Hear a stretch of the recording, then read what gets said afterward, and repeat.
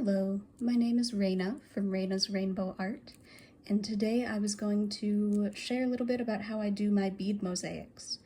So first I'm going to go through materials. So what you'll need is just a wooden base. These are laser cut shapes. I get mine off of Etsy from Bayberry's studio usually, and they're always really great with shipping and getting things intact to me. So I highly recommend them, but they also have all sorts of different shapes if you are interested in beading anything. The next thing you'll need is a pair of nitrile gloves, and I'll show you what we'll use those for later. This is optional, but I like to use one of these rhinestone pickers as a little thing to kind of get my beads from one place and put them on my form. So again, this is just a rhinestone picker, or they're like crystal katanas is what they're sometimes called. I don't know if that's a brand name. And then the other alternative to that crystal katana is going to be a wax pencil. These are super duper cheap online, or you can get them in like an art store. This one needs to be sharpened, but they pretty much do the same thing. The wax just kind of adheres to the beads a little bit, and then you can place them wherever you need to.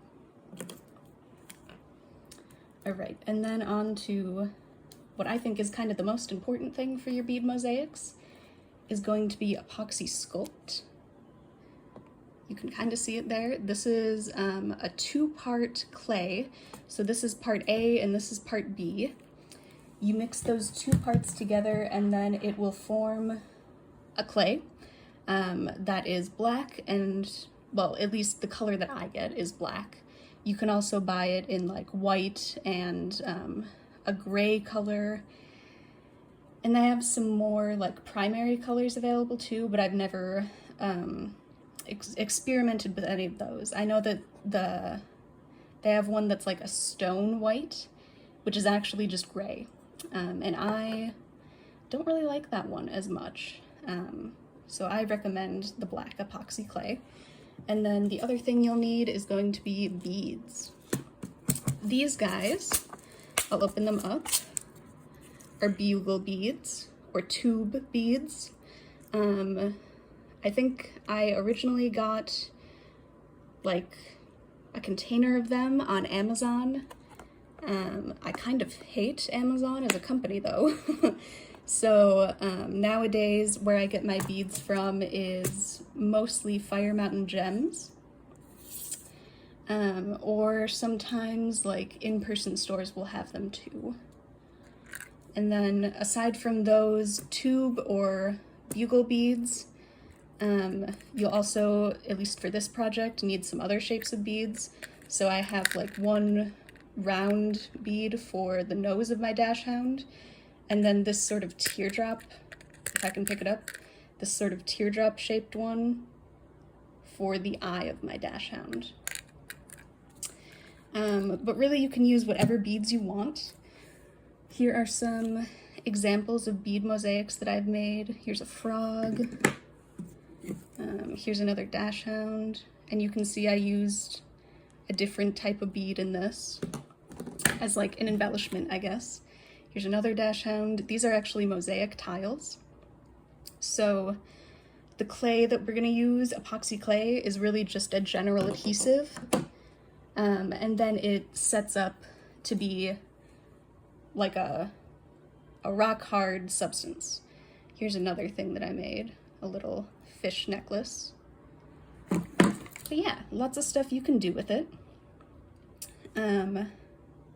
So yeah, let's get into it. The first thing that you're gonna need to do is set out your form onto some sort of surface that won't get destroyed if you use the epoxy clay and get it on there. I have made the mistake of doing a lot of bead mosaics on my coffee table, which is a white coffee table, and it is forever stained from the epoxy clay. So I'm gonna put my gloves on as well at this time. So I have my dog on just a piece of paper on my coffee table. put your gloves on, and then we are going to get the epoxy sculpt. Again, this is parts A and B. I'll show you. Part A is black, so that's the coloring part. And then part B is gray, and that is the hardener part. So, when you mix these two things together, there is a chemical reaction that's going to happen, and it will heat up a little bit.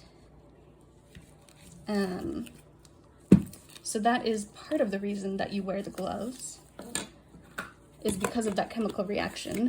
It can irritate some people's skin. The other reason why you need these gloves really is because that black colorant gets everywhere. Even if you do this with like white or gray, and I'm gonna mix this as I talk, so there will probably be gross glove noises. But anyways, yeah, that colorant gets all over your hands. So don't do this without gloves. All right, and as I mix, I kind of like just squash it between my palms, and I have found that that is the best way to mix it, the fastest way. Yeah, so you want to mix it until the colors are no longer marbled and it's all just one continuous color. So mine is all nice and black. I'm gonna leave my gloves on for this part. I almost took them off. But the next part that you have to do is spreading it on your form. And I kind of just flatten it a little bit, flatten the clay a little bit, and then like use my thumb to spread it around. It doesn't have to be super duper neat when you do this, because it will be covered by beads. You do, however, want to get a pretty consistent layer, so you don't want it to be like super thick in one area and super thin in another. And you also need enough clay on there that your beads will actually be able to stick to it.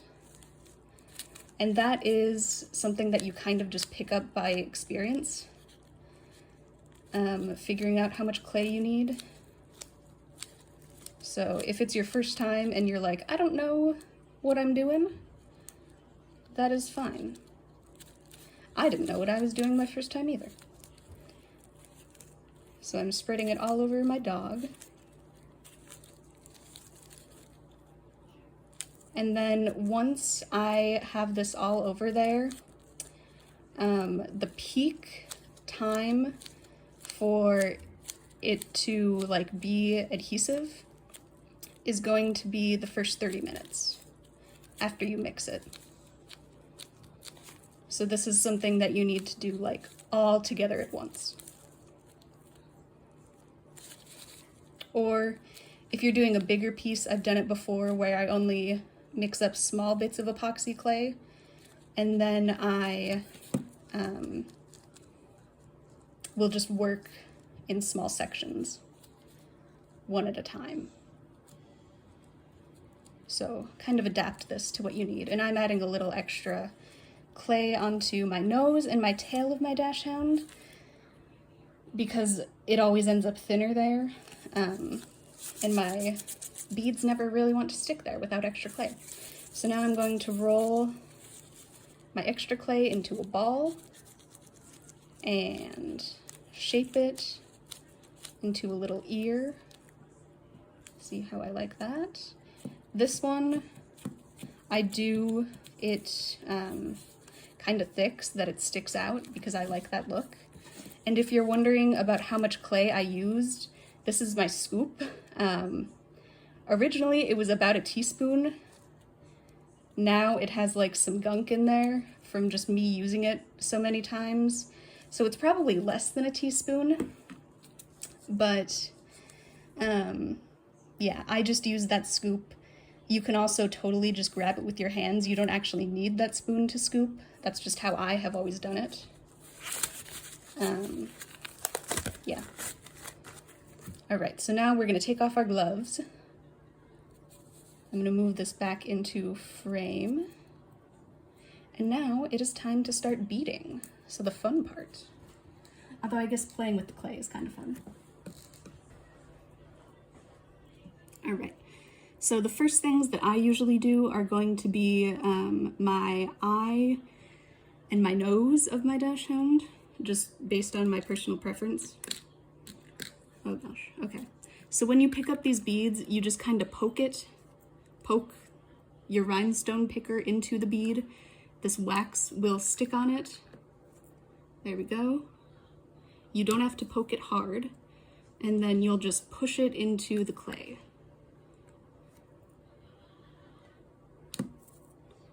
And I use my fingers to push it after I kind of set it on there with this. Because if you push too hard with this thing, you will get a clump of wax on your bead that you have just pushed in. And then you have to go and clean up all the wax when you're done, which is not terribly fun. So, I didn't think too much about what design I was gonna do. Well, anyways, I guess I will do kind of a fun collar. I like to use these little faceted round beads. Well, they're kind of ovular beads for my collar. So I don't use the tube-shaped beads.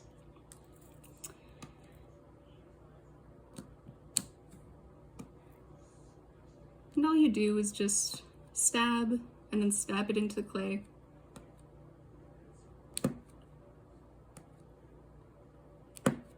And then there is my collar. All right, now it's time for my tube beads. I think I'm gonna do like an older dog look. So I'm gonna do some beads that are silver at the muzzle and on the paws and things. Because I think senior dogs are adorable.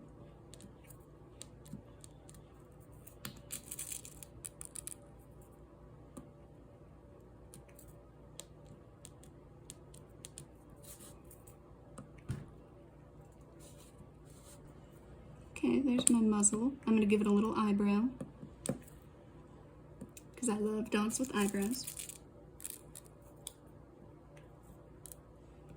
And then I'm gonna do the paws.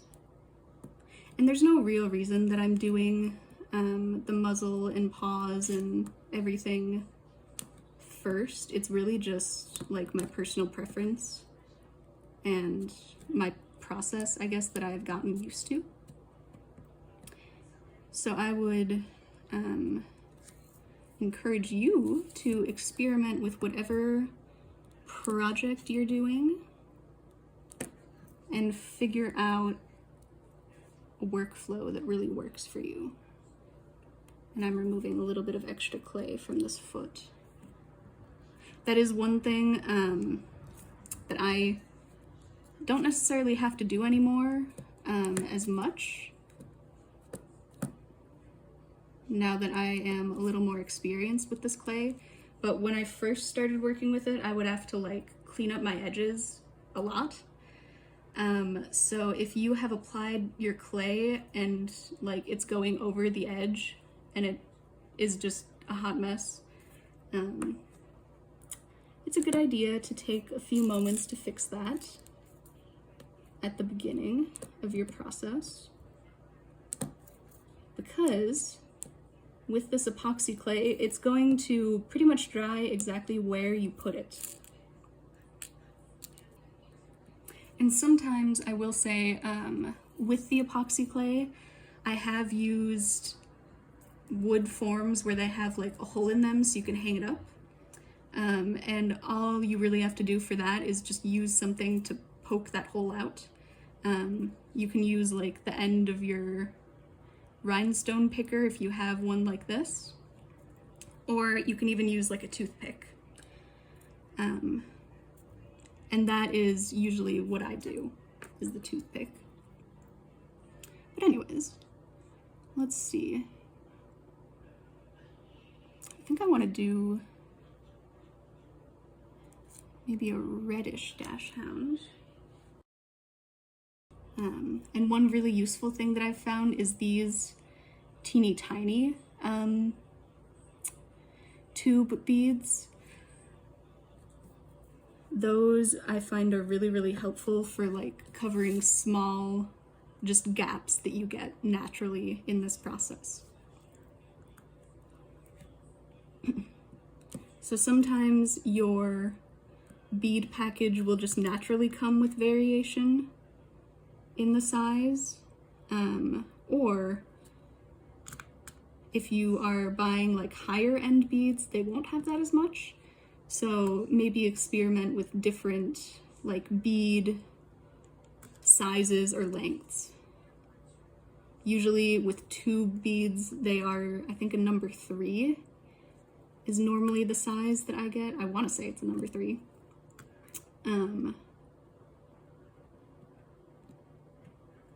But yeah, experimenting with different sizes can be very interesting. I have once bought beads that were not a number 3 size. I don't remember what they were, but they were like way longer than the normal beads that I get. And those were kind of fun to experiment with. I still have them. And I mainly use them in doing like bead mosaic jewelry. So, experiment with different beads. That's like the entire appeal of this craft, is you get to just play with shiny things.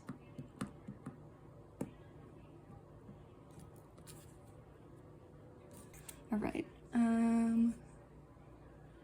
these are Ming tree beads. Let's see, 1/4 inch bugle beads is the size that I use. And Ming tree is the cheapest per like 1/4 pound of beads that I have found on Fire Mountain Gems. All right.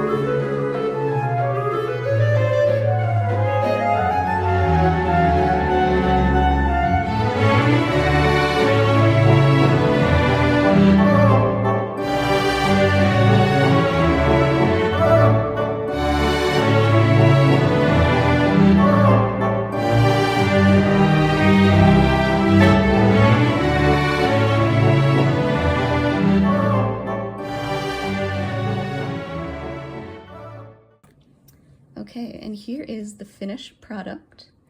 I'll hold it up so you can see all the pretty shine on it.